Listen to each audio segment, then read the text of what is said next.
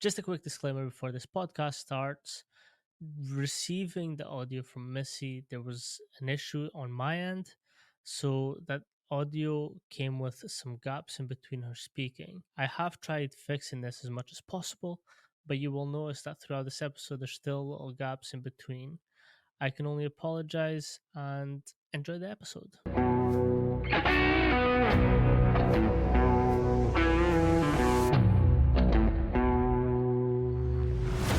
Hello and welcome back to PACHALKUP. I'm your host Manny, and today we have Missy. Hi Missy, how are we doing? I'm wonderful. Thanks for having me on. It's all good. I always love to ask that question to Americans because you are always great. But if you let us know who you are, what you do, and how you got to the position that you're in. Sure. I guess I'll start from the beginning. I'm Missy Mitchel-McBeth, like you said. I started my career as a high school volleyball coach. I got put in charge of our off-season weight room and realized I had no idea what I was doing. And so I went to the football strength coach there on campus, and he kind of took me under his wing. And I realized that being a strength coach is full-time is what I wanted to do. So I went back and got a master's degree, did an internship with Zach Dakin at TCU, got hired on there and was at the D1 level in total for 7 years, primarily working with volleyball, women's basketball, and women's golf. After that time period elapsed, I wanted a little bit more work-life balance.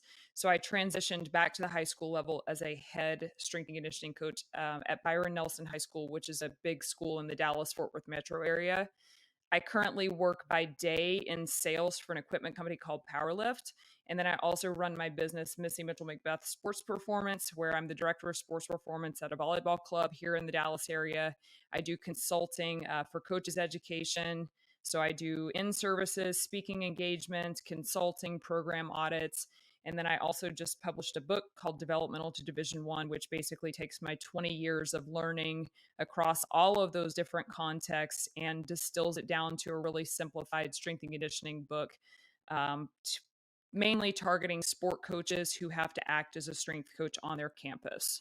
As a strength coach, we deal a lot with Excels, spreadsheets, and building out the best program that we can for our athletes.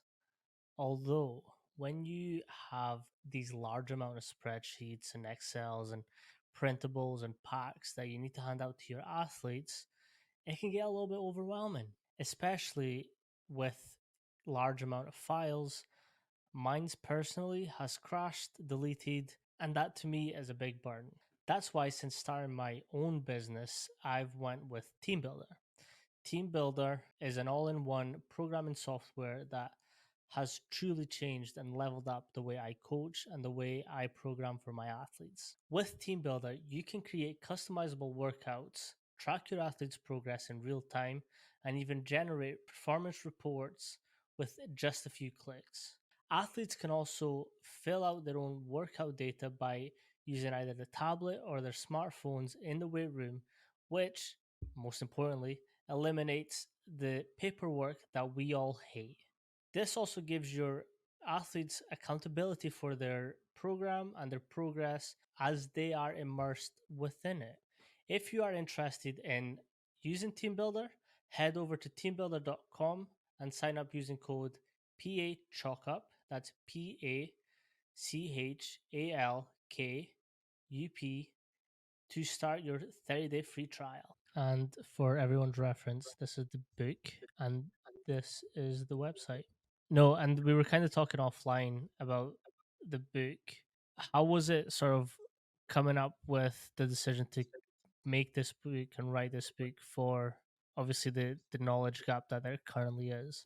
It was kind of like a multifaceted thing. So, number one, as a strength coach, particularly when I don't want to say I've specialized in a sport, but I'm known for being a volleyball strength coach, probably because I played collegiately. I've coached it. I currently work exclusively with volleyball players. But when you're in that space, you get bombed with a constant, hey, coach, can I get your program? Which we all know, or most of us that have any experience understand, like how wildly inappropriate it is to just pass out your program and people try to mimic it in their own context because they don't have the same athletes setting all that stuff. So I'm getting bombed with those questions and having to answer the same thing over and over again. And so it's like, part of it's a little selfish of, hey, I can just be like, look, buy this book and I'm going to answer all those questions for you. But also, those are pain points, right? Those are Mm. common questions that people have in the industry that they, things that they struggle with on a day to day basis. And it's like, my ultimate goal is helping kids, right? Helping athletes. So, how can I help more athletes? Well, I can help more athletes through scaling my knowledge through their coaches, right? Every coach that I educate is 100, 1,000 athletes that are better trained over the course of their career. So, I wanted to put together a resource for those coaches. And having been one of those coaches myself, I understand that, in the US, you're coaching, I'll speak specifically to the state of Texas, you're coaching two sports, the one sport that you know something about. The second sport may be a sport that you've never played, never even seen, and yet you're tasked with doing that.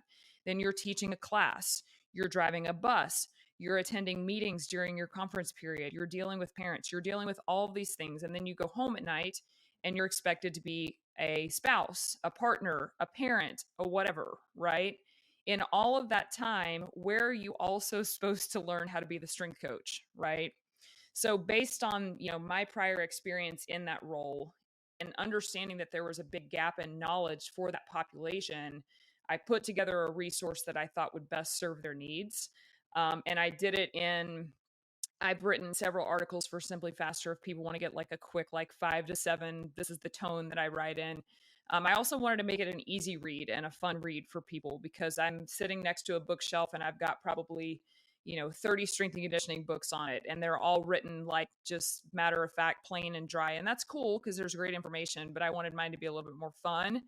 And then the other distinguishing factor is that they're all written with an ideal world in place. They're not written with, okay, my kid forgot their shoes today. Now we only have 25 minutes to train. How do we pivot? Or, we've got 4 weight room racks and 60 kids. How do we work around those things? So I wanted to make the book a little bit more practical to, again, just address the pain points that high school coaches or even club coaches or private sector coaches face on a daily basis. I think that's the most impactful thing as well, because like you just mentioned, you're not just impacting your athletes, you're impacting anyone that either reads the resources, athletes, and everyone that comes after that. I suppose like it's like a cascading effect.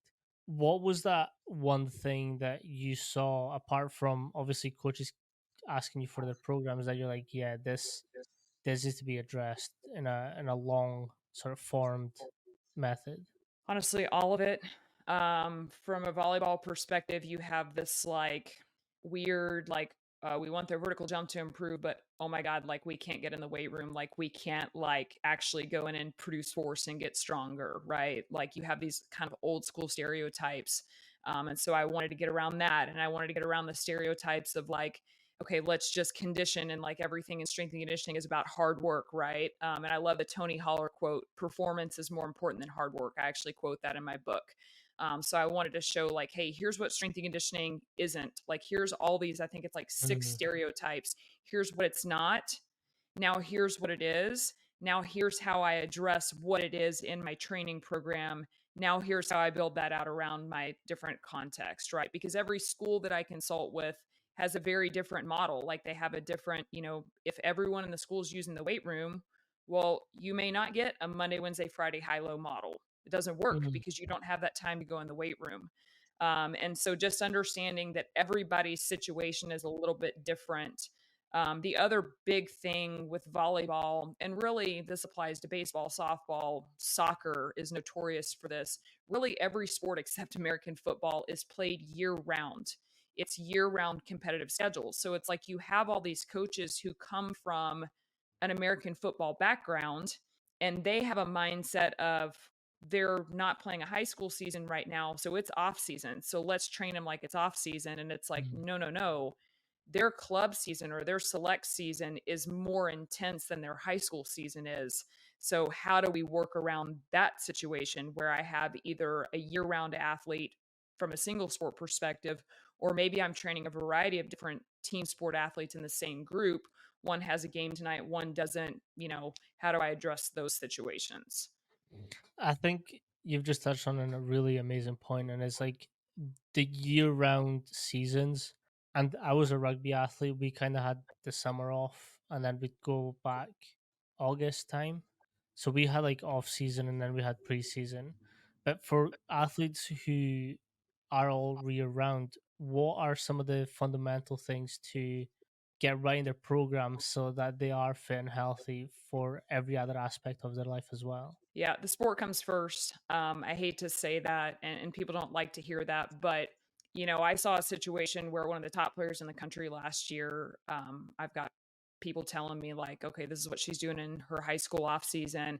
Then she goes to a tournament, she blows her ACL out that weekend, and I'm like, we if we want to take this like I'm in charge front seat mentality as a strength coach. And of course, like, no, I'm not saying like A caused B. Like, we all know there's a million factors that go into injury.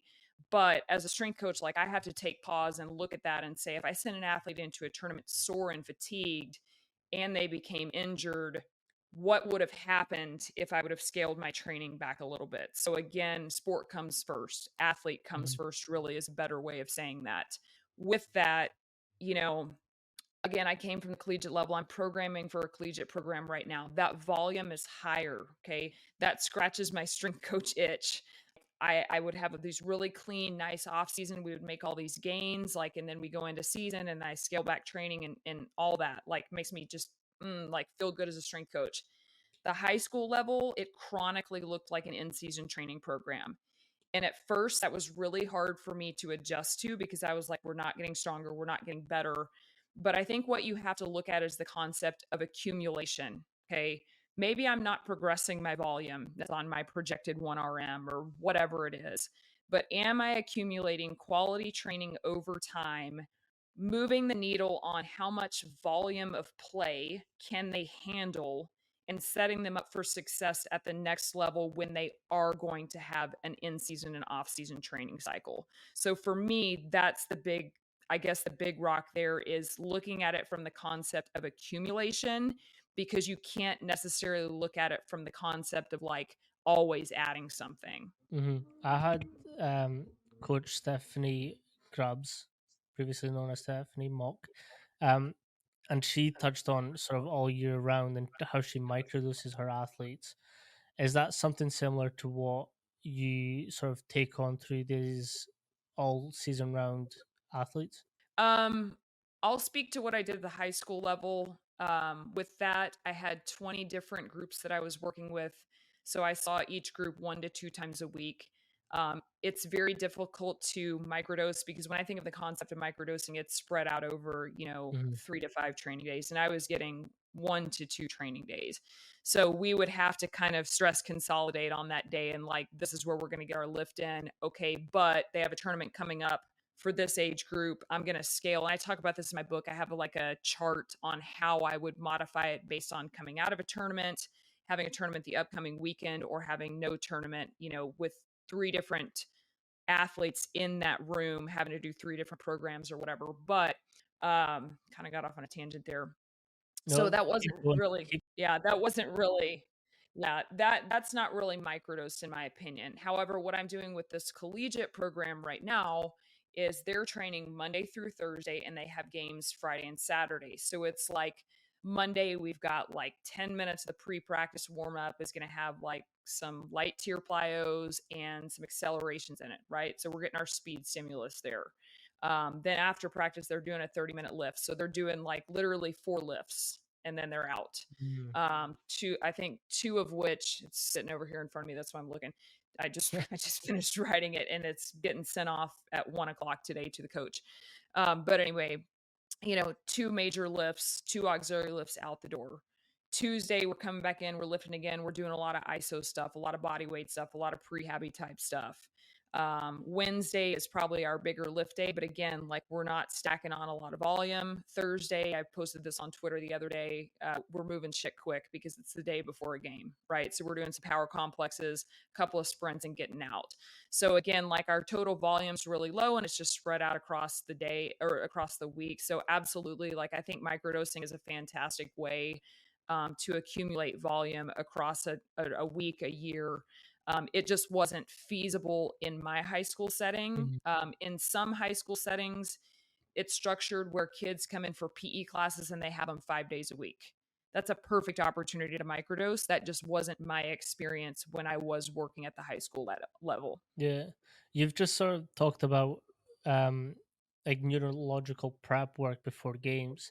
Is that something that you implement quite a lot for your athletes? So I'm just now coming back to working with the collegiate level a little bit. And I'm doing that, as I just alluded to, I'm doing that as a consultant. So I'm not on campus. I'm Mhm. programming, I'm sending videos, I'm communicating with the coach. I'm actually going to meet my athletes for the first time tomorrow. I'm going to go to one of their games because they've requested to meet me because they like the workouts.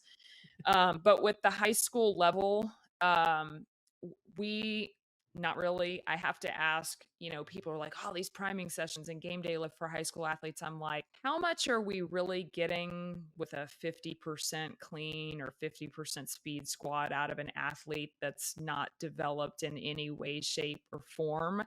I don't think the answer is much. I think that's one of those like trendy buzz things that people who've never worked at a higher level see higher level coaches doing and think like, oh, that's the move.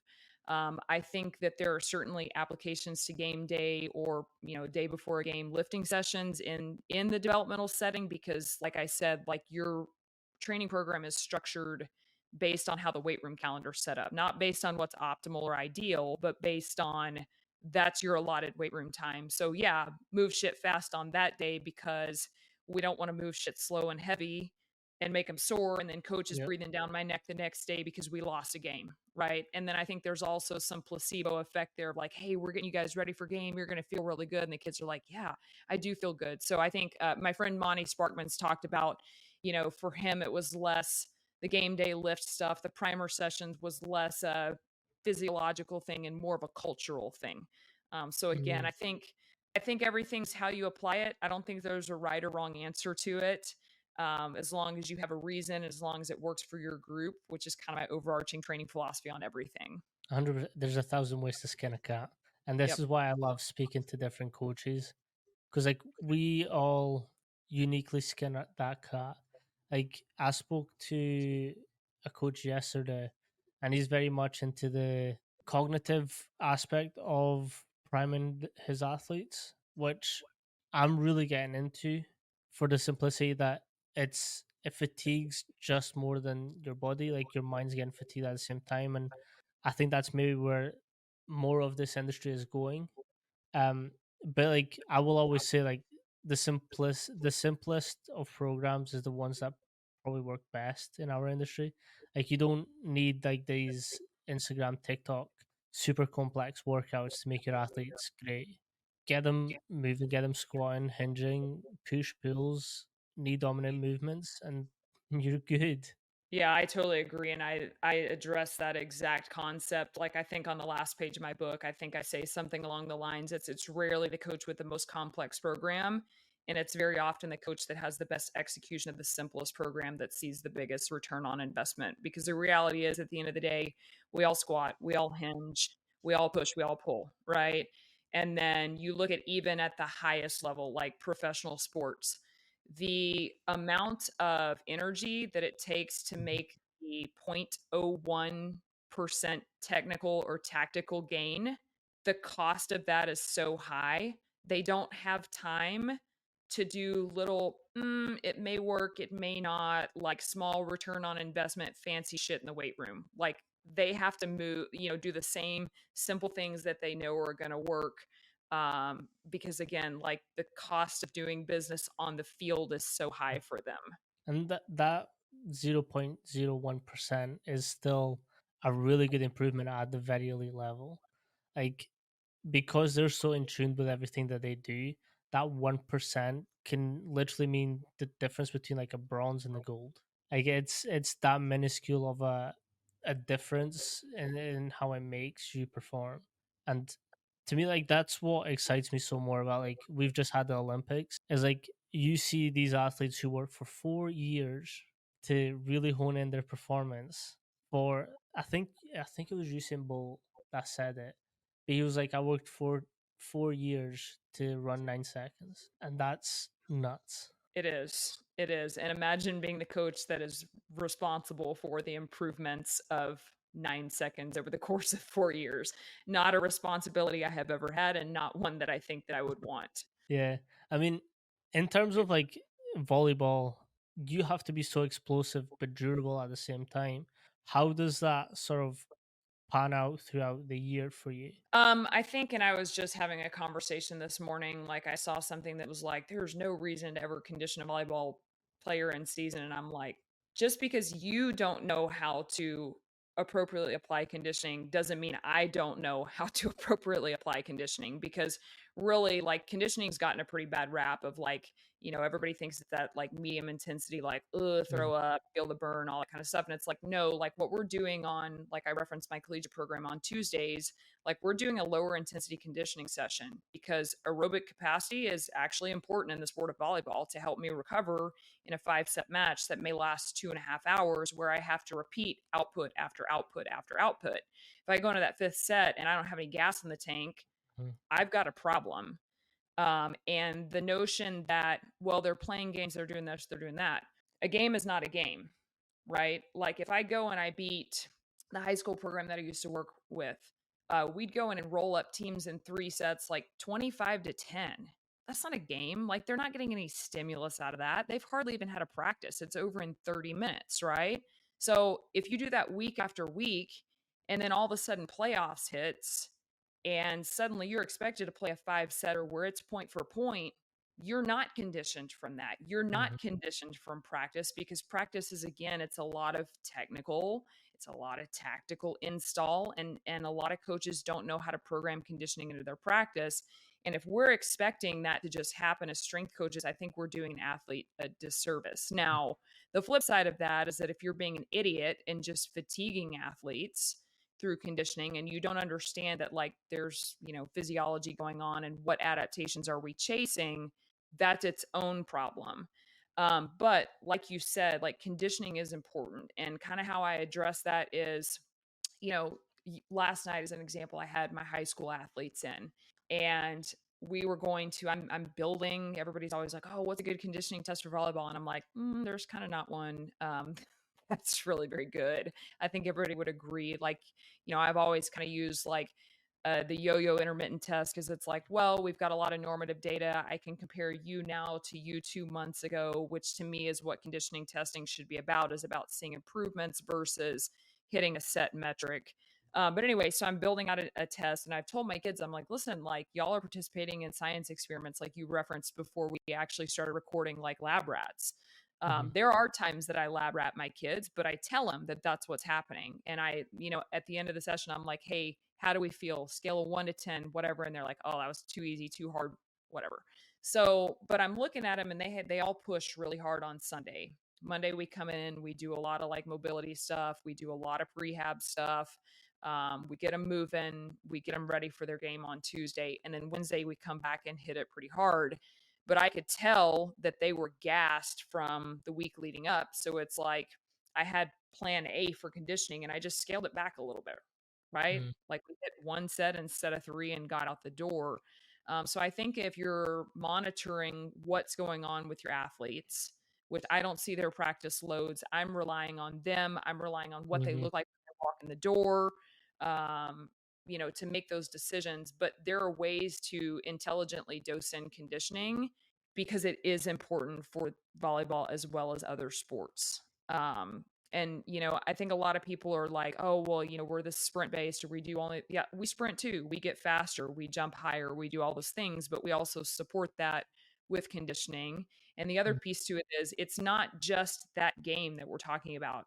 It's the recovery from the game. It's the autonomic balance that we create through better conditioning, that they're sleeping better, they're recovering better day to day. And so, again, I think we are doing an athlete's a disservice also from a health perspective mhm. by not addressing that part of our job description, which is strength and conditioning, in case people forgot. 100%. Um, to that point, I'll piggyback. I was once having a discussion with someone, and quarterbacks and conditioning got brought up as to why they have to do it. And I tried to explain it as simple as possible. It was like, okay, they're not running back and forward like every other athlete, right? But if you think about the amount of pressure that they go through as soon as that ball is snapped, and they have to do that throughout the whole game. They still need that conditioning to be able to think and process everything that's going on in the field at a rate that lets them be at that Division 1 level, at the pro level. So for me, it was like they need that conditioning to just think, to just see what's going on and really be able to express their position in that way. And as a disservice if we're not conditioning, like you alluded to, there's loads of different ways you can condition them, and you can't really say, oh yeah, this is what works throughout. But if you do, like you mentioned, the yo-yo test, if you do some type of conditioning drill, like whether it's like a Tabata or um the Bronco or something, the more you test them at it, the more normative data you're going to get for that single group. To then you can be like, oh yeah, we're improving. Oh, actually, we're regressing. Let's figure out why.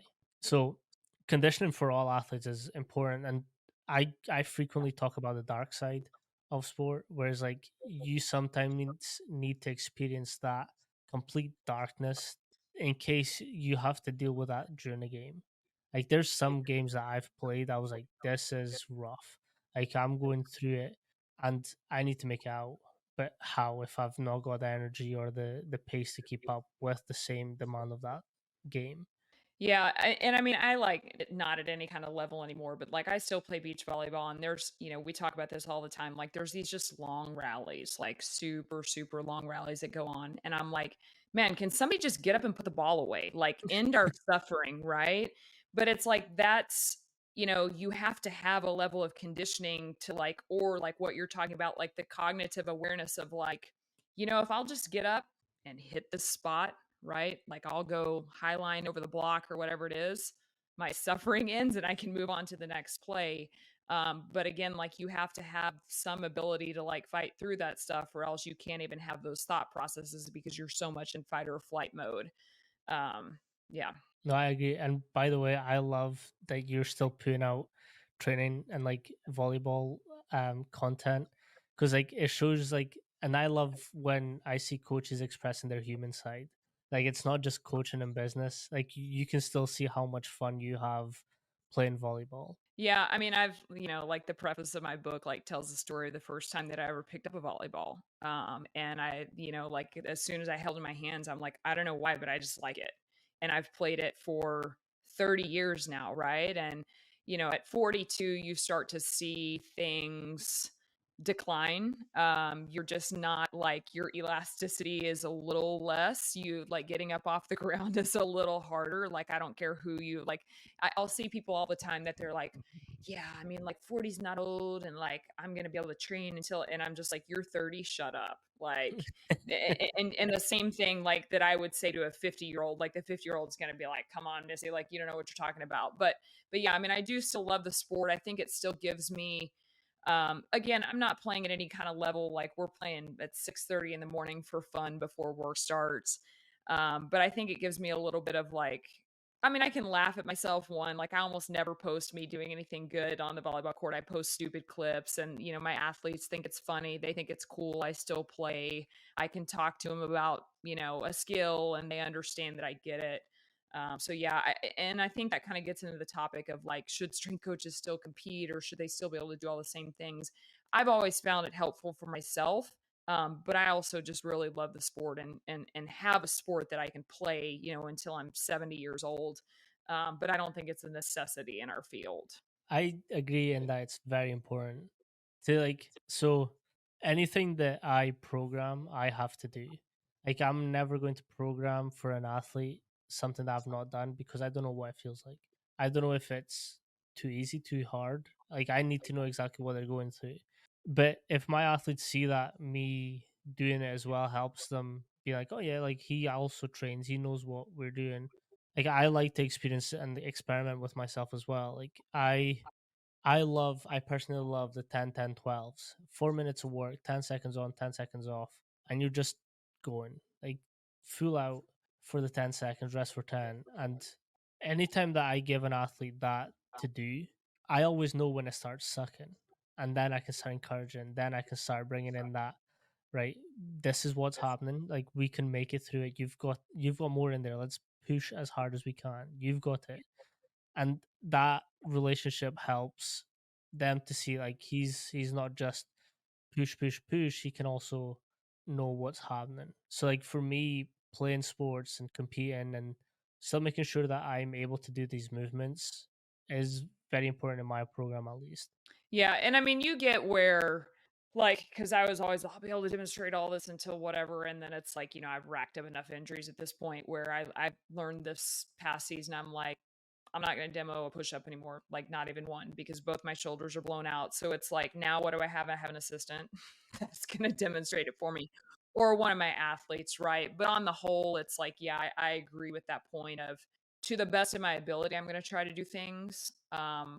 And that's again why I like to continue playing a sport, is I think it reminds me, like, what does it feel like to play 3 days in a row and your body's just wrecked? What does it take to recover from that, so that instead of just being this like person like barking orders, again, you are human and you can, like, I'll do with my summer training group, we were doing on, I forget what day of the week, but we were doing some deep tier plyos at the end as kind of like a conditioning, like 10 on, 10 off, kind of similar style, 6 rounds through, and I was like, "You know what? For solidarity, I'm gonna do these with y'all."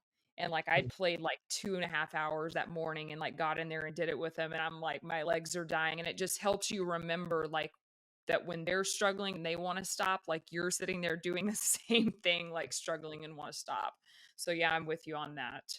I see. This is like something that I'm really into. Is like I have to experiment on things, and like I've brought this up a couple times, but there was a month that I went 50 pull ups every single day, just to see what would happen.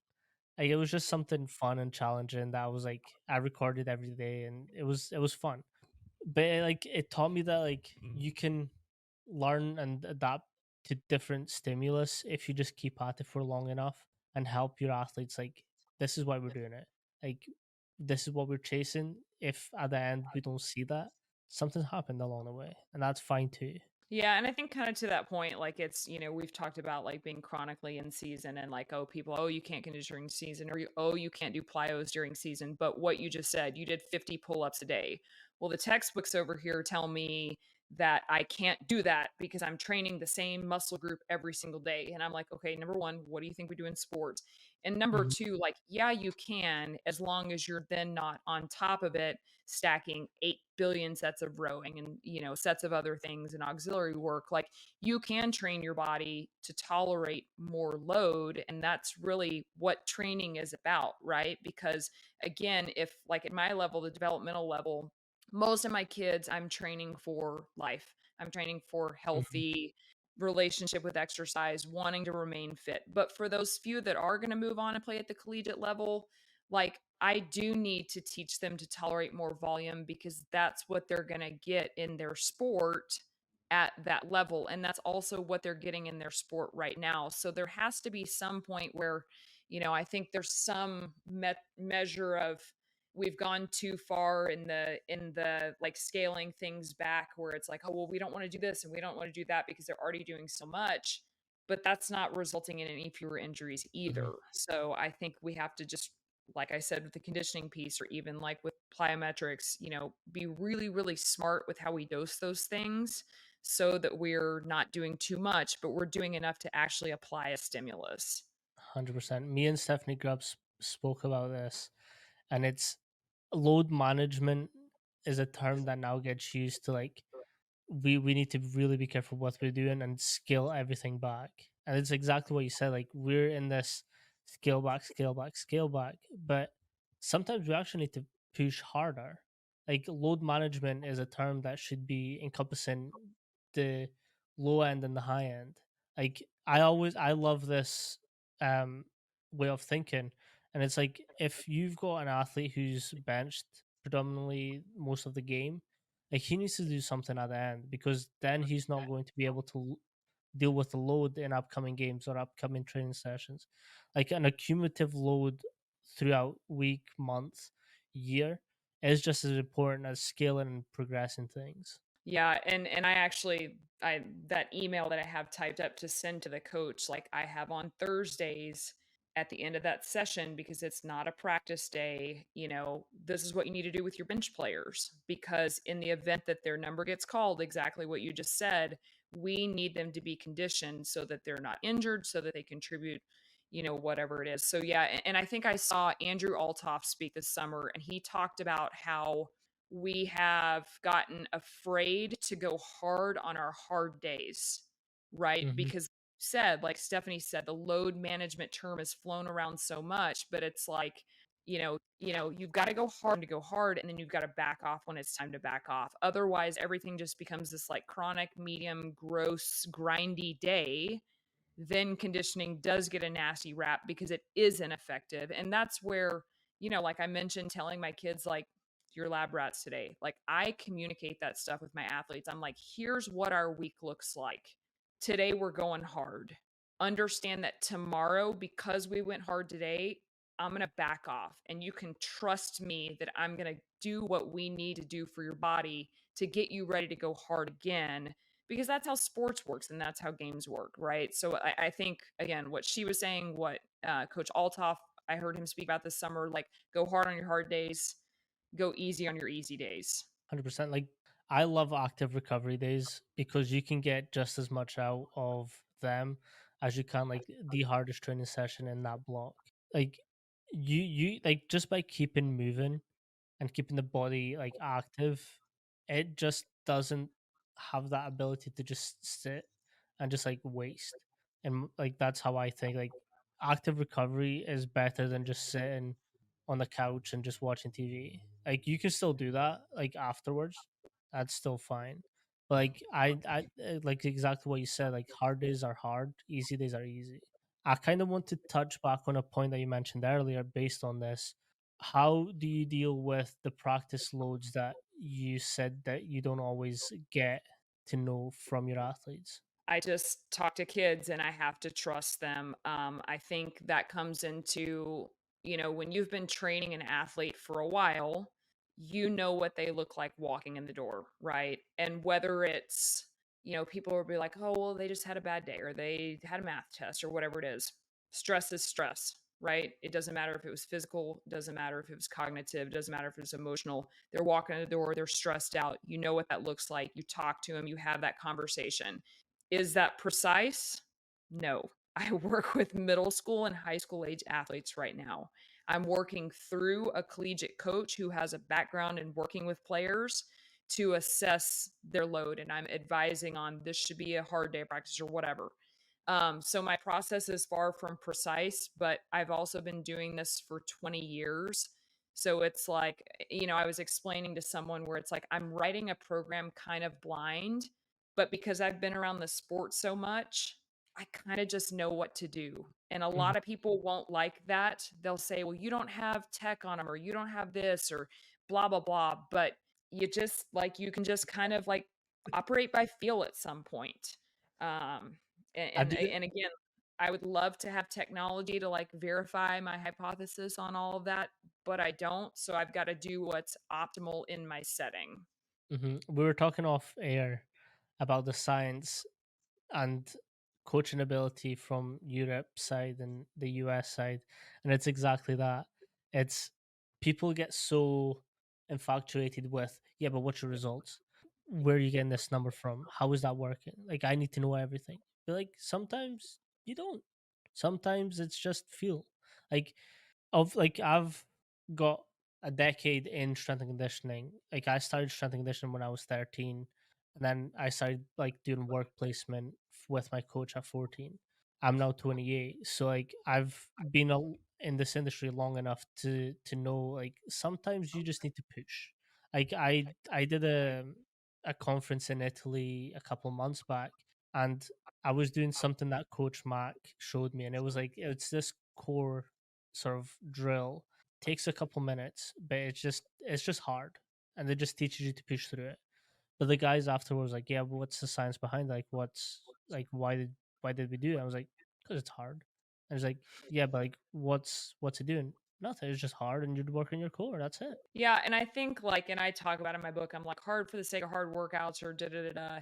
And I do agree with that, but I also agree with what you're saying. Like, sometimes you just need to push people, and sometimes you just need to get, like, let training get a little nasty, right? Not to the point that it's unsafe, but again, Yeah. that just goes Mhm. back to knowing your athletes, right? Knowing the training. I think the difference is, if I'm going to put somebody through, like, we would do all these, dumb, like, off-season challenges or whatever, but the kids liked it.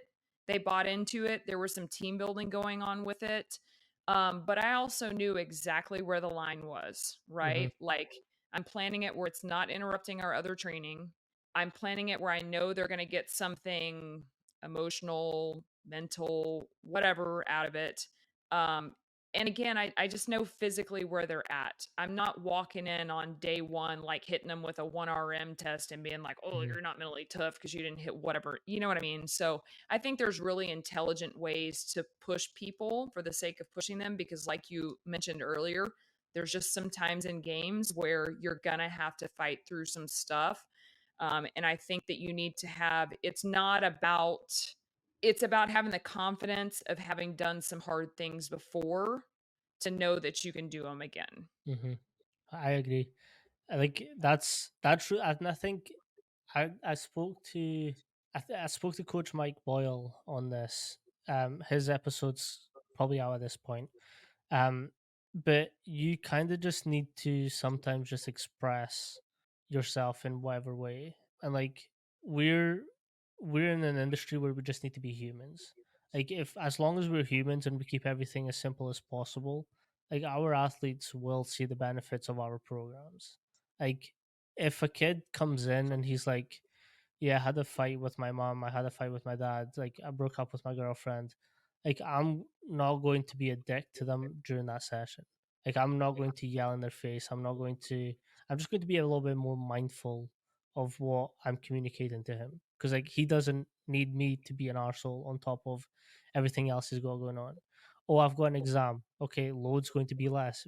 Like you said earlier, stress is stress. So why am I going to add more stress just to make me feel better? Is that needed? And that's something that, like, because I am a little older, was, prevalent in the early stages of my career where it's like, no, you need to leave. And I would tell kids, I'd be like, you need to leave your stuff at the door and come in and have a great day, regardless of what's going on outside of here and blah, blah. And then it's like, I had stuff happen in my life. And all of a sudden, it's like, I can do my best to leave it at the door. But at the same time, sometimes you can't. And also, I would far rather a kid bring that stuff into the weight room and let me be privy to that than to hold that stuff inside and have nowhere to go and make a terrible decision as a result, or have mental health issues as a result of me being like, "Ugh, we gotta be tough." And, because at the end of the day, like I say this all the time, we teach kids how to play hot potato and tag. It's not that serious. Mhm. What is serious is their mental health, their physical well-being. And so I think, Coach Boyle hit the nail on the head. Like, yeah, sometimes it's okay to just have a bad day, right? As long as more good, if a kid's coming in like that every single day, well, that's probably a conversation that needs to be had, a Mhm. referral that needs to be made. But I think that we need to let people, kids, adults, whoever, like you said, just be a human and express themselves. 100%. I've experienced that where they were just coming in like that every day. And there was nothing going on in the background. It was just them and just the way that they saw the weight room and that relationship, which I was then having to express that to the coaches, and that made me feel uncomfortable because I was like, he's a really good athlete, but he's being lazy. Like he's just not pulling his own weight.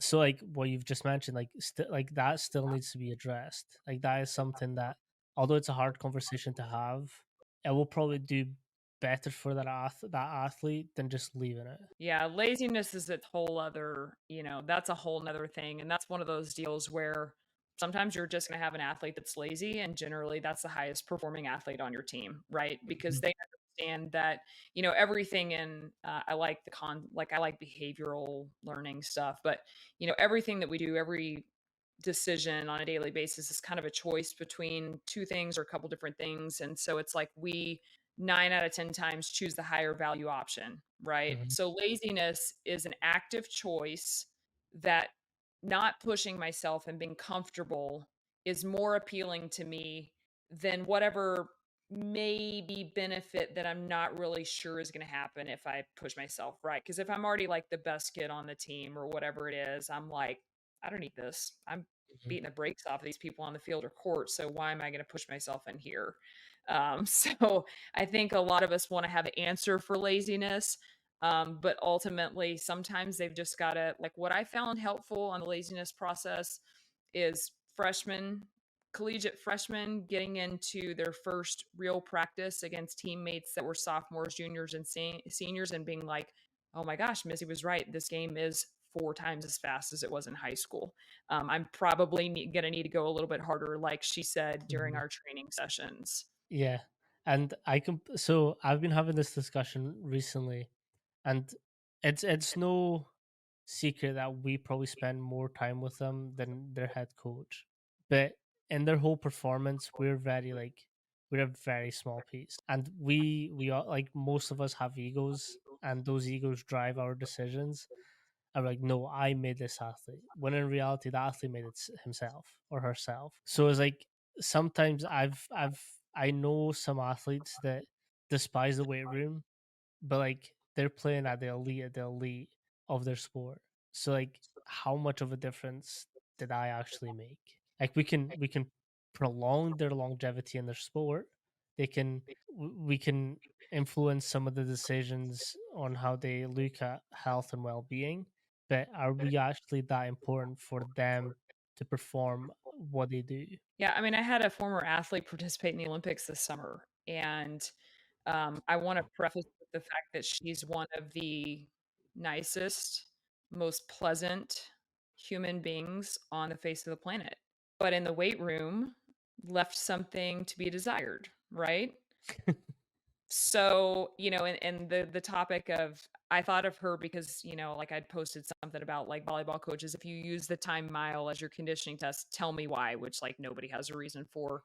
They just use it to like weed kids out or whatever. And I was like, if we make kids run an 8-minute mile, I can guarantee you, and I could probably pull a time on her to say, like, no, she never would have made it. So do we get rid of this kid because she played in the Olympics this summer? Like, Mm, or I had another volleyball player that she was touching 10-3, 10-4 during her career. But anyway, yeah, I mean, again, like you said, we can make a difference, but I think where we make the difference is kind of that like middle of the road athlete that they are going to have to be more blue collar. They are going to have to work hard. Your high performers are going to perform well. If you can get them to buy in and you can make that 0.01% difference, awesome.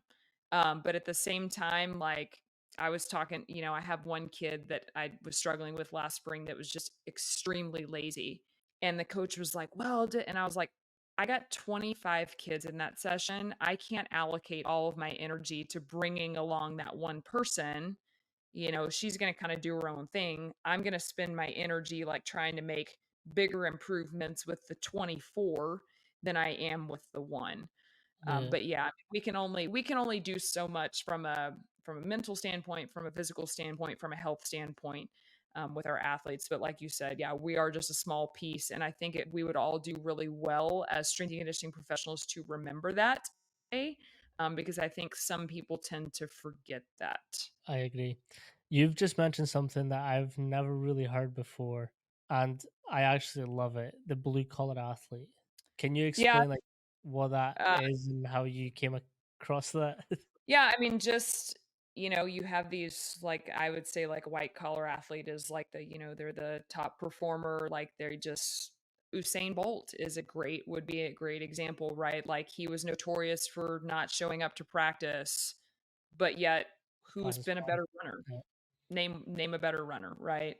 And so, but then you have these athletes that are self-built or they're built through hard work or whatever. That to me is a blue collar athlete. I Whenever I think of that, I think of was it 2011 that we won the Rose Bowl at TCU, where we had a bunch of like 2 and 3 star football recruits. They weren't 4 and 5 star, but we had a 13-0 season. We won a Rose Bowl, and it was like they were just really gritty kids, like really hard workers, did everything that was asked of them. And it was, they were successful because of it. Hmm. I've also been really interested in, like, we sometimes, not we personally, but some coaches dismiss athletes because they're not achieving certain metrics. So they just like start weeding them out. But they could be, for example, like these blue collar athletes that if you just spend a little bit more time with them and really help them develop and build that grit into them, that they can be at that level, if not higher as well. Yeah, I think that gets harder with certain sports. Like for example, and people are going to hate what I'm about to say. That's fine. They're not my words anyway. But you know, I used to work with high school soccer athletes, and I worked with a coach who had played professionally.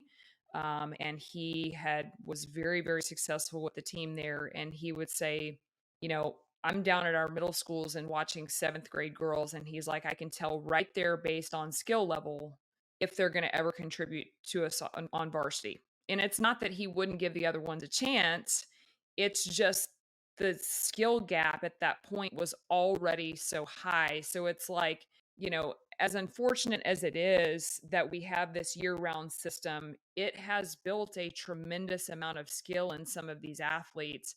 And that, at the end of the day, sports skill is the number one metric that's important, right? Because we don't Hmm. squat, we don't go, test our vertical, we don't go test our broad jump out on the field. Surely those pay off in sports skills, but sports skill has to be the number one thing. So while I can go out and work as hard as I was a blue collar athlete. I'm 5'7". I was the first person in my family to play sports. Like I'm not fast. I jumped pretty well, but I wasn't like an exceptional jumper. So for me to play at the NAIA level was a huge accomplishment based on my hard work.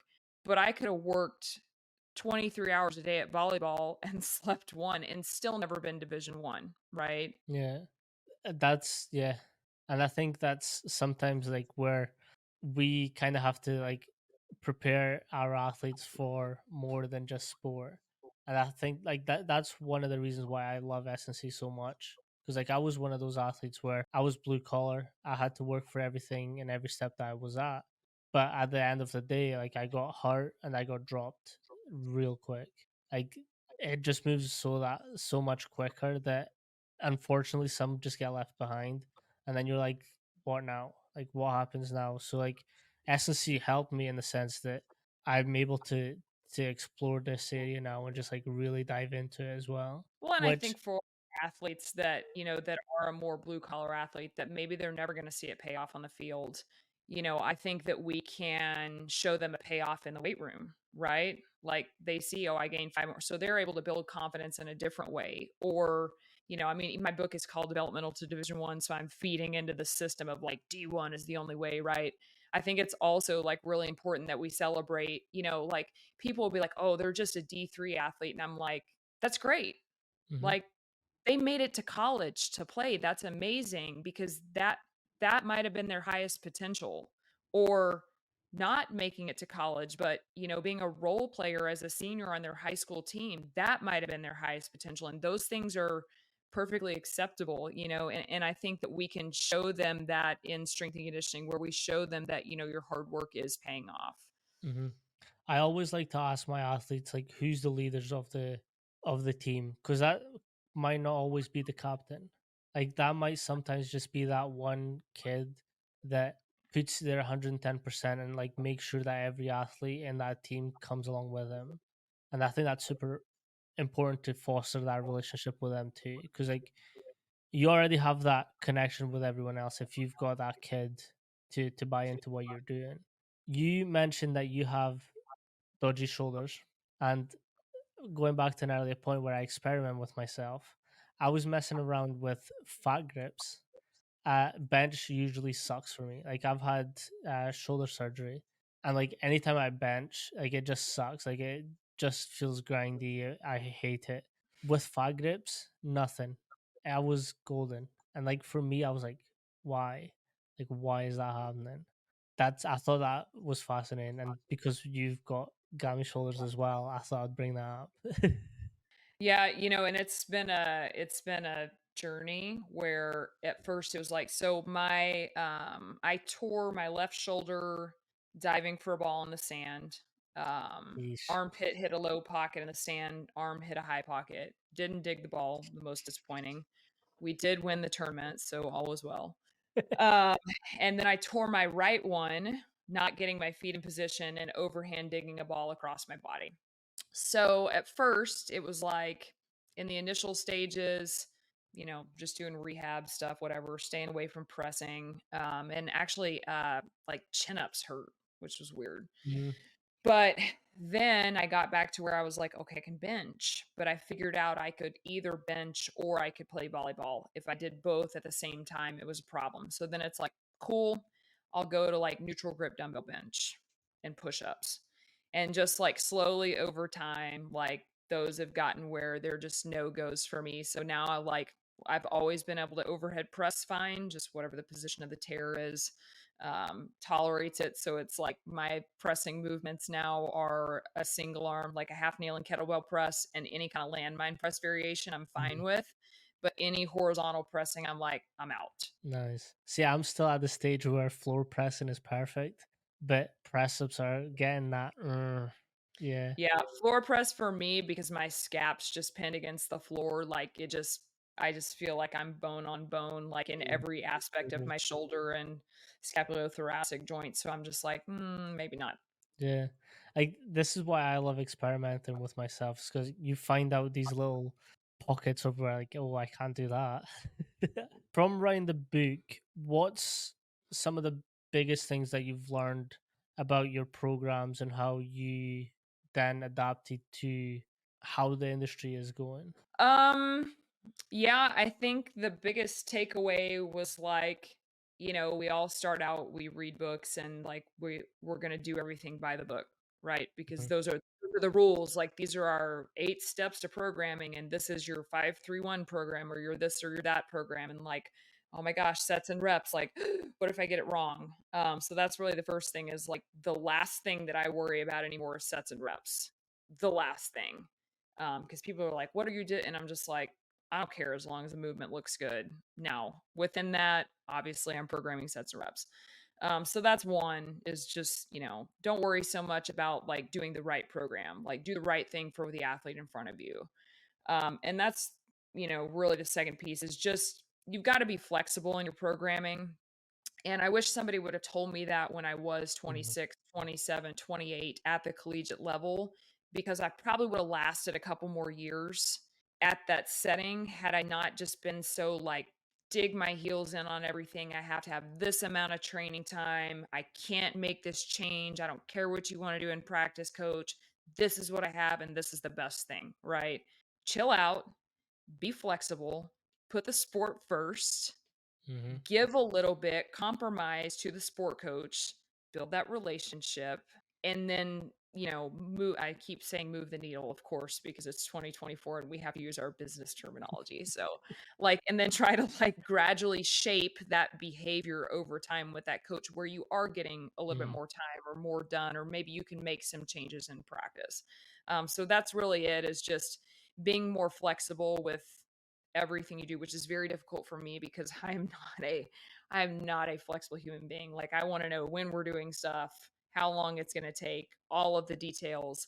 But I think that's probably the biggest one. And the biggest thing, like when, you know, younger coaches will call and be like, "Oh, well, what about this and what about that?" And I'm like, I don't really care about that stuff anymore. Like I don't really care about being on the latest trend Mhm. or being this style of coach or that style. It's like I'm just going to put whatever works in my setting, and that's what we're gonna do. So this is exactly why I've created this podcast. Is like, as young coaches, it's quite hard to sometimes get coaches to speak about what they're programming and why they might say, "I don't care, just do something."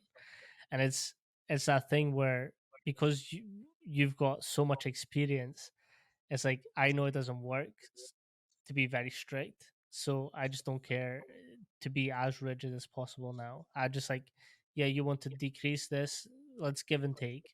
You can have that if I can have this. So like for me, like the coaching education, like you've alluded to in your book and everything that you do now, is like that's that's one way that I can see this industry progressing is if I can get people like you, people like I had Tracy Zimmer on a couple weeks ago as well, and it's like with these great coaches, like it comes nuances and new ways of thinking that you can use as a new coach to be like, okay, I'm not going to make perhaps some of the same mistakes as they did. I'm just going to listen to what they say and give a little to take a little. So I think that for me is a really important message too. Yeah, and I think, like, if I could give, like, the biggest possible tip, my friend Elton Cochran in Texas, low blood pressure coaching. Mm. Um, just calm like, man, the amount of damage that I've probably done to my cardiovascular system in the first 10 years of my coaching career, immeasurable. Like, my nervous system's probably shot as well. It definitely is shot. But yeah, I mean, just, again, because we do have egos and because we do have textbooks and we do have technology and we do have, we're very passionate. Ultimately, it comes down to passion about what we do. We just invest so much and we invest, like, even like I said, like, I'm meeting these kids for the first time tomorrow, but like I've invested so much in their programming and so much in, putting that together that you just don't want to see it not done the way that you have it in your head. And so that creates a lot of frustration and that creates a lot of high blood pressure. Hmm. So, but I think we just, again, flexibility, calm down a little bit. Yes, there's still time, like there's still a cause to get like riled up about stuff. Like you're gonna get mad, but when you're finding yourself like mad and angry and anxious and frustrated and all that kind of stuff, more often than not, you probably, instead of looking at your environment, like you probably need to reflect internally and decide whether or not like you are still a good fit for where you're at. Mm. Which is what's caused me to make some changes over time where it's like, I'm not doing what I need to do here. So that would be my biggest advice, is just like tone it down a little bit. Like, I get it, we're all hotheads, we like to squat, like we like to listen to like our rage music like while we're doing that stuff, but you don't have to be that way all the time. Yeah, it's that on. So for the 1 year episode, it was me and Brandon Chu, who was like the very first guest, and we spoke about like having a dimmer as coaches. It's like knowing when to dim it down when our athletes aren't feeling it. We'll just dim it down. And if they're feeling it, we could just bring that brightness right up to like match their energy. And it's all about that match. It's like if you really want to push today, let's go.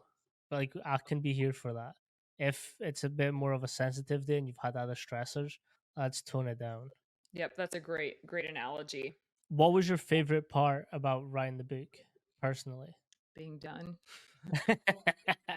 No, it was, I think honestly it was like reading it. So kind of the process was, I started it last August. I talked with Zach Dakin like in person. I was on campus for a meeting and he was like, Missy, you just got like, stop messing around, write your book. And I'm like, oh, dang it. So I like go home, I put a post-it note on my computer that says write the damn book. And like I looked at it for a couple days. I was like, all right, you put, it's a post-it note, so it's got to happen.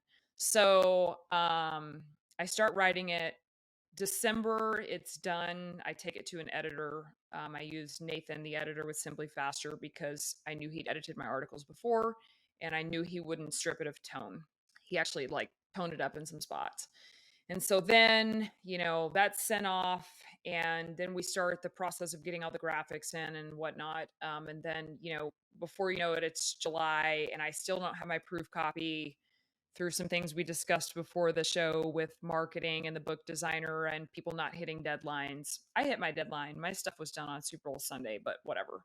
So I get that proof copy back, like the actual hard copy in my hand, because I've edited it so many times, like via PDF, that I'm like, I can't do it anymore. You've got to put a hard copy in my hands. And just like going back and reading it when I hadn't read it cover to cover Mm. since December or January, and going back and just being like, "Oh my gosh, I did this." Like, just being, and there were like some spots in the book where, after 20 years, you just know some things, right? Hmm. And they're so ingrained in you that you don't think about them. They're not even like on the surface. And sometimes people will ask me questions about things that are, it's just so basic to me that I like almost can't answer, right? That Einstein explaining to a 4-year-old, I can't, right? but the book forced me to do that. And so I just looked and I was like, "Oh my gosh, I can't believe it. Like, how did I say something so so smart, Mhm. right? How did I do this?" You know, and like even though I know it's my work, there were just some spots and like there are even spots in the book where I was like, "This is really funny." And like my mom texted me last night and she was like, "This section is hilarious." And I was like, "Right?" Because my mother is reading a strength and conditioning book right now. She doesn't know anything about it. But yeah, I mean, just like getting to and I still haven't like I just have this idea that one day I'm gonna find myself on a patio somewhere with my sunglasses on, like casually reading my book and feeling proud for my hard work. But I don't actually even own a copy right now. I'm sold out and waiting on the restock. Nice. So it's That's a not good gonna place to be. happen. It's exciting, but also like I'm shipping it myself, so it's stressful. But yeah, I mean, I think just like sitting back and reading it was the most surprising, the most exciting piece. Because again, you just get and you're just looking at it. I wrote it chapter by chapter, and I did write it in Mhm. order, but you're just going through and looking at every piece under a microscope. So to sit back and like look at it and take it all in, start to finish, was like, wow, I really did something here. Yeah, I think, and I suffer from imposter syndrome quite a lot. Whereas like I'm speaking to like elite level coaches, like people like I've looked up to my whole like career, and now they're coming on the podcast and asking to come on, and I'm just like, first of all, I shouldn't be talking to you. Like I I've done nothing. Like why are you giving me the time of day? But like that's exactly what that sounds like. Is like you've accomplished so much and put it into one resource that now you read and you're like, damn, like this is me. Yeah, and I think I tweeted this a couple months ago. I was like, imposter syndrome was like for my 30s or something like that. Where it's like, yeah, I mean, we all number one, I think anybody that's good at anything, or anybody that wants to be good at anything, or anybody that holds himself to a high standard is gonna have a little bit of imposter Mhm. syndrome. And I think that's part of what stopped me from because I had this book outline done, I don't know, 3 years ago. But that stops us from putting out good content. And you have a lot of coaches that are afraid because of all the keyboard warriors to put out a resource or a post or a video. And it's like, just put yourself out there, you Mhm. know, like you know more than 90% of the human population. Like, go make our industry better by putting out quality content. 100%. I've actually so I read books, not just industry books. I like to read a variety of books, and there's a book that mentions exactly that. I'm just going to get it so people can see it. So it's called Show Your Work, and it's like it's a couple hours read, and it's exactly that. It's like we're so, and one of the things that it talks about is like we're so infatuated with the thing. It was like everything that I put out has to be well thought out and scientifically and methodology. I'm butchering the word. It has to be Whatever. like so Yeah. sound that no one can pick it apart, and that actually hinders the process of making this great content. And like I read somewhere before is like waiting is a surefire way to killing that vision, that vibration that you had thought about. Like someone that vibration will come to someone else and they'll do it. So like just do it. Like and books like that really help to just be like, yeah, I'm not going to wait. I'm just going to put out. Like this is I just need to put out. Yeah, and you and I spoke before the show where it's like, I was talking about my video editing skills on social media. They're terrible. Like I don't know how to do reels. I don't know how to create something that's viral. Like my content's not any less good. It's just less salesy. Like here's your three-step sales and your three tips to be the greatest volleyball player ever and like all the gimmicky stuff. I'm just not into that. And I know like I could take the same content and make it better, right? And make it go viral and probably get more followers and all that kind of stuff. But right now at the point that I'm at, I don't have the bandwidth for that. So Mm-hmm. it's like I'm putting out organic content. It's not overproduced. It's not sexy, but if you go look at it, you're going to get something out of it. So the followers that I am getting are going to be people that I'm cultivating a relationship with. I'm providing value for them. So maybe I don't have, 10,000 or 20,000 or 100,000 on Instagram. I don't really care. Like I'd rather have people that are like invested in my work and getting something out of it and actively using than people that get on and they're like, wow, this is really flashy and it has all the B-roll cut in and Hmm. and everything else. So at some point, would I like to get better at that stuff? Yes, but there's also some merit to the done is better than perfect mentality on certain facets Hmm. of your career and business. I agree. I spoke to someone yesterday. He runs a business on cognitive training, and he was giving me like the principles to what he does, like social media wise. Like for him, is like he's spent so much money on like advertisement to get results right there and then, and he got them, but they didn't last. Where he's now just cultivating a presence in that area and focusing his advertising on just like making sure it's just in front of them and not so much buy sell, that he's actually seen more growth on this longevity plan as opposed to like I just want quick sales. And I think that's something that you're alluding on, like that your followers are there to get knowledge as opposed to just get some quick viral clips. Yeah, and you also have to look at like what kind of customer do you want, right? Like, and there's no like if you want to go sell 4 weeks to jump 4 inches higher in your vertical program, cool. Like more power to you. But and that's your customer avatar. That's not mine. Like my customer avatar is going to be someone who wants to put together a plan for long-term development, not quick results. And that's fine. We're going after different markets, right? And again, there's nothing wrong with either, but yeah, that's kind of what I'm more on that plan. And I'm also more on the plan of, listen, let's get email addresses because the algorithm can change on a dime.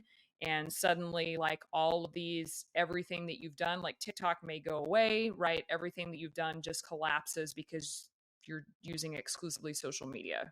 What's your PR song? Yeah, I was saying that it's a difficult question because I don't really lift heavy enough to PR anymore because my body's so old and broken. I think it depends on if it was an angry day. Any of my former coworkers are gonna die when they hear this, but my boss at TCU had a playlist of like 7 songs, and he played it every single day for 7 years. And there's a song, I think it's gosh dang, who's the artist? Is it Five Finger Death Punch or something? Bad Company. Okay. And for whatever reason, it just like reminds me of like everyone's like, I'll never listen to that song again. If I want to go squat heavy, I'm putting it on. Nice. Just get you angry and fired up. Exactly. Yes. I just like I channel like the rage from that time period in my life and I channel his energy and I turn on the song and just go lift. Nice. What's your conditioning playlist look like? I actually don't listen. You know what? I do listen to I condition in my driveway, so I have a speaker in my Mm, garage. What is on that playlist? I have a playlist called Don't Feel Like Lifting because I built it one day when I did not feel like lifting. So do. It is a wild mix of early 2000s hip hop, nice. kind of some like current hip hop as well. There will be some pop mixed in there. Um, but yeah, I mean, it's mostly hip hop. Nice. See, I've I kind of hate that I like it now. Like when I came back from America, I now listen to so much country music, and it makes Let's me sick. go. It makes me sick because I used to hate it, but like experiencing like country people while I was there, I was like, all right, this is actually quite cool. This is sick. Yeah, it just depends on the mood, but like I'll sometimes do a country music day when I'm lifting. So Yeah, like it was like I'm really big into like all of our what's his last name? Oh, he's current. Zach Bryan, Coulter Wall as well. Like they're phenomenal. Like I'll blast that. yeah, I'm more like an early, like to mid 2000s Texas country artist. So like Roger Krager, Cross Canadian Ragweed, like people you've never heard of. But that's just a function of living in the great state of Texas. Yeah, I'll actually take those recommendations because I need to expand. He's in advance because that, yeah, it's a little, if you haven't heard it, it's a little different. Okay, okay, I'll look forward to it. I've got a 20-minute drive home, so it'll be fun. Nice. What's some advice that you would give new strength coaches or coaches wanting to come into this industry? It's got to be about more than liking to lift and more Mm, than liking to be a part of a team. It has to be athlete centric, because if you're not coming from that perspective, you're not going to last very long. If it's just that you want to exercise and you think you get to wear shorts all the time and, train all day, then I mean, yes, we get to do those things, but there's a whole lot of other pieces that go into it that I don't think people are prepared for. 100%. Coach Mac actually has, he's told me this a bunch of times, but like through his internship, like you get pulled in so many different ways that you can see whether you want to stay in this industry or not.